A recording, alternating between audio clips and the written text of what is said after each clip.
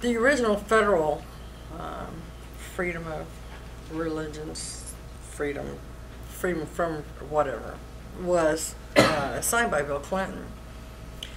Since that time, the Supreme Court's overturned a few pieces of it. A few pieces have been amended. As far as what just was signed in the state capital of our state of Indiana, is something I cannot support in its current form. The reason I do support the absolute right for freedom of religion and freedom of expression, but I'm also a real big fan of Article 4 of the Constitution that says no state can write legislation that denies someone else their rights. When Governor Pence signed that into law, it seemed to me that it was very hurriedly done, with very little discussion. And when the amendments were put forth to better define it, to avoid the backlash that we're experiencing even this morning, and those amendments were denied, I think that that set us up for the ridicule we're currently receiving.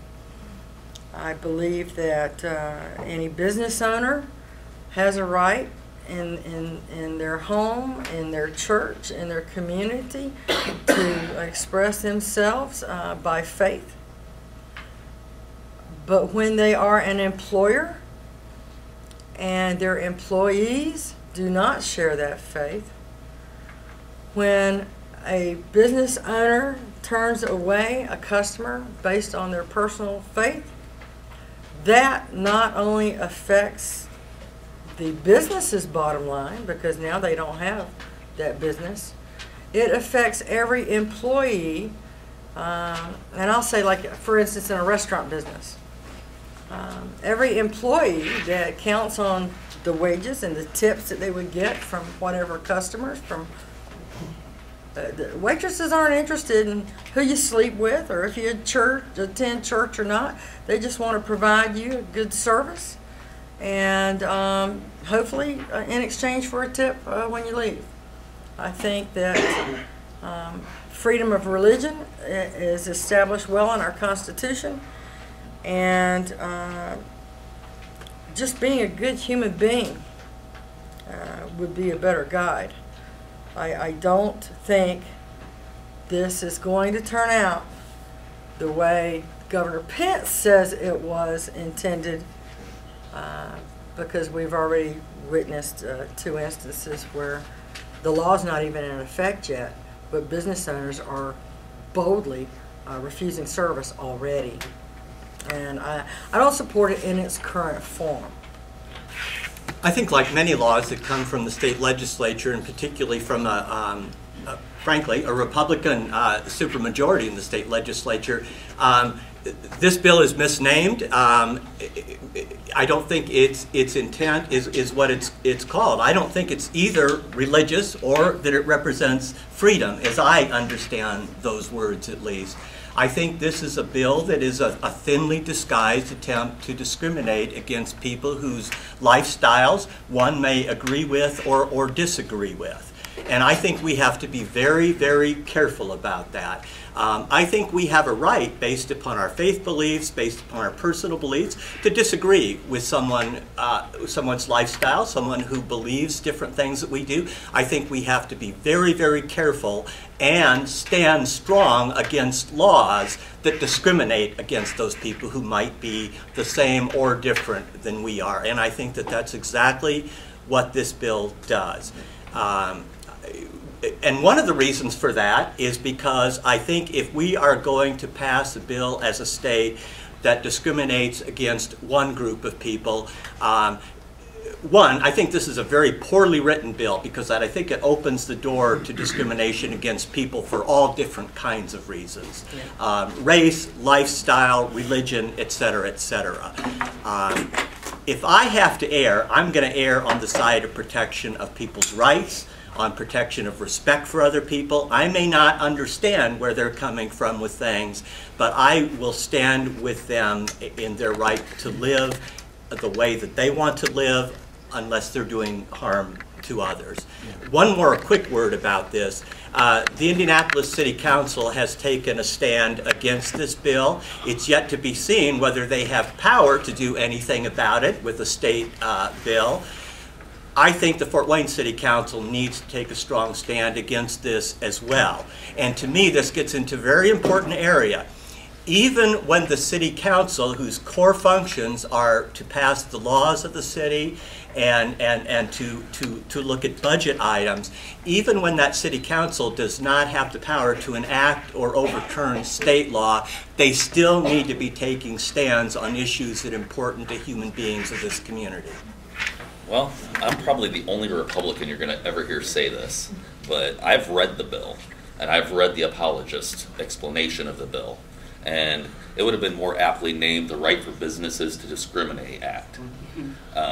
Like the previous speaker said, it opens up many doors. In today's society, we have no place for legislation like this, none at all, and it's adversely affecting our businesses. Companies are moving out at, warp speed. They don't want nothing to do with this. And how is that going to help our citizens? How is that going to help our businesses? It can't. It's impossible. What this is it's a revenge bill for not passing the constitutional amendment to Indiana's against gay marriage. That's all this is, and I think it's obvious. If it's not obvious to you, look at it, because it should be clear to any sensible person. Michelle Hill, 2nd District City Council. I would say that I've heard a little bit about it. It is definitely about discrimination. You, as a business owner, you can have, as an individual, you can have your own personal beliefs. But as a business owner, it's about running a business. It's not about being discriminatory against who you have as clients. So, to me, it's completely discriminatory instead of trying to support people's religious beliefs against somebody else's personal behaviors. That is just a slippery slope to more and more discrimination. Michelle Chambers, City Council at Large. I absolutely don't support the bill. It was an unnecessary bill. If the governor really stood behind the bill and was very proud of the bill, why did he have to do it in private, the signing of the bill? It's scary. It's taken us back 60 years. And we should all be very concerned right now here in Fort Wayne about the potential spread of discriminatory behaviors of businesses here in Fort Wayne. You want to vote in people that reflect what our city is all about, and it's not about discrimination. So I absolutely do not support the bill. Bob Wayford, 6th District Councilperson. I'm not in favor of the bill. It's clearly an act of discrimination. I agree with Michelle. Why do they do it behind closed doors? Anything when it comes to on the state level, especially Governor Pence, who's got one foot on the presidency and 1 foot in the governorship. Why is he doing it behind closed doors? That was my first question. I agree with Tom too. It's a common sense issue. Tom's a businessman. I'm a former businessman. Not good for business. Part of business is knowing business. When you discriminate towards anybody, it's not good for business. People talk, and a lot of, like Tom, he bases his business on his reputation, and most good businessmen do. So those are the 2 comments I have. Discrimination is not good for anyone, especially business, and when it comes to worship, that's just a basic bill of right that we all have, and you can worship anywhere you want. But when it comes to gays and leadership, my only footnote I want to put on that is don't put them in leadership positions, because I don't want my religion to be changed. I'm perfectly happy where they can come to my church, but don't put them in a leadership role. Gina Burgess, City Council at Large. Morality cannot be legislated and discrimination should not be legislated. The Constitution, both at the federal level and the state level, already provide protections for freedom of religion. And as I said at the very beginning, my family taught me principle over politics. Governor Pence, in my opinion, should be absolutely ashamed of himself. This is a thinly veiled political maneuver. This came about because he was thinking of running for president, and he may still be. This was a pad, the presidential resume, and he had no thoughts about how this would impact the state of Indiana. Economically, this is just really, really stupid. Free enterprise, let free enterprise do its job. You know, if you are a company and you want to enforce your religious beliefs on your employees are going to leave. If you're a company and you want to enforce your religious beliefs on your customers are going to choose whether or not to remain your customers or not. It's called free enterprise. We've seen this in the past. I don't know if everybody remembers, but a few years ago, Hobby Lobby did it with the contraception. Guess what, folks? They have silently gone backwards, and they have not, they've given up that fight. Chick-fil-A, the same thing. These companies, they rally behind religious beliefs, trying to stir up business, and then whenever the issue kind of comes to pass, and reality hits that, gee, this is not good for the bottom line, then they quietly reverse their trend. Pence's position on this hurts Indiana. Major employers have a code of ethics.